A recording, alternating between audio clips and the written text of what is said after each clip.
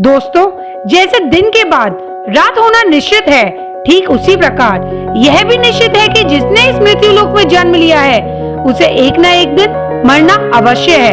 अर्थात पृथ्वी लोक पर जो सबसे बड़ा सत्य है वह यह है कि प्राणी की मृत्यु निश्चित है। ये एक शाश्वत सच है। पर आपने हमेशा देखा होगा कि हिंदुस्तान में मरने के बाद शव को जलाया जाता है। साथ में आपने यह भी देखा होगा कि अगर किसी इंसान की मृत्यु सूर्यास्त के बाद होती है तो उसका दाह संस्कार अगले दिन किया जाता है, रात को नहीं किया जाता। आपने कभी गौर किया हो तो अगर किसी के परिवार में मृत्यु शाम को होती है तो उसे अकेला भी नहीं छोड़ा जाता।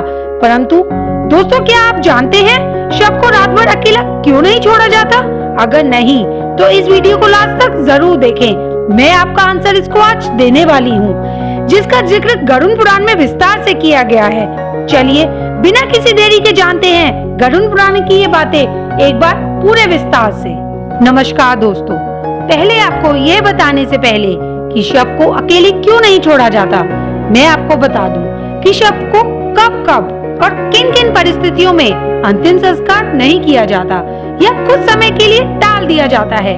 दोस्तों, आपको बता दूं कि किसी की मृत्यु अगर सूर्यास्त के बाद हुई हो तो उसके शव को घर पर ही रखा जाता है और अगले दिन दाह संस्कार किया जाता है।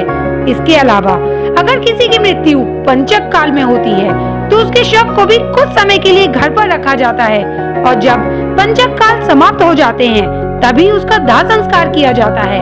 क्योंकि गरुड़ पुराण में बताया गया है कि सूर्यास्त या पंचक काल में किसी मृत शरीर का दाह संस्कार किया जाए ना तो उसे मोक्ष की प्राप्ति नहीं होती है।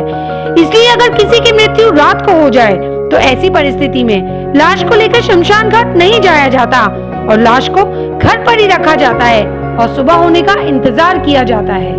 ऐसे में मृत शरीर को एक भी पल अकेले भी नहीं छोड़ा जाता। कोई ना कोई व्यक्ति उसकी रखवाली के लिए वहाँ होना जरूरी है।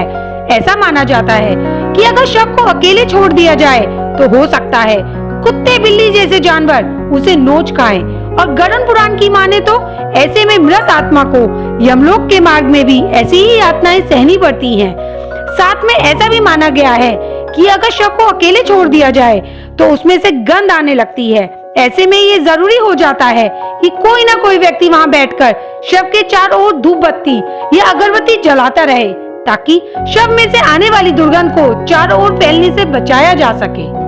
गरुड़ पुराण के अनुसार भगवान विष्णु गरुड़ जी के पूछने पर कहते हैं, हे पक्षीराज, इन सब के अलावा अगर किसी की मृत्यु हो जाती है और उसकी कोई भी संतान तब तक नहीं आती, ऐसे में शव को हम घर पर रख सकते हैं जब तक उसका पुत्र या पुत्री ना आ जाए। क्योंकि जब तक खुद की संतान मृत शरीर को मुखापिट नहीं देती तब तक उद्धार नहीं हो पाता। अर्थात वह कई वर्षों तक इसी मृत्यु लोक में भटकता रहता है। इसके बाद विष्णु जी बताते हैं कि सूर्यास्त में अगर किसी मृत शरीर को जला दिया जाए ना या अंतिम संस्कार कर दिया जाए तो वह मृत आत्मा असुर, राक्षस या पिशाच की योनि में जन्म लेती है, जहाँ उसे कई तरह के कष्ट सहने पड़ते हैं। और यही कारण है कि हिंदू धर्म में रात को अंतिम संस्कार करने से मना किया गया है। आगे विष्णु जी बताते हैं कि अगर मृत शरीर को अकेले छोड़ दिया जाए तो उसके शरीर में आसपास भटक रही दुरात्मा भी प्रवेश कर जाती हैं, जिससे मृतक के साथ साथ परिजनों को भी कई तरह के कष्ट भोगने पड़ते हैं। साथ में यह भी बताया गया है कि शव को अकेले इसलिए नहीं छोड़ा जाता क्योंकि मरे हुए आदमी की आत्मा वहीं भटकती रहती है और अपने परिजनों को देखती रहती है। कहा जाता है कि इंसान की मौत के बाद शरीर आत्मा से खाली हो जाती है और इसी वजह से कोई ना कोई बुरी आत्मा का साया अपना अधिकार उस पर जमा सकता है। और यही वजह है दोस्तों, रात को शव के अकेला नहीं छोड़ा जाता और कोई ना कोई उसकी रखवाली हमेशा करता रहता है। दोस्तों, अगर आपको गरुड़ पुराण की ये बातें अच्छी लगी हो तो मेरे चैनल को लाइक, शेयर एंड सब्सक्राइब जरूर करना। मैं मिलती हूँ आपको अपनी नेक्स्ट वीडियो में। Till then stay positive.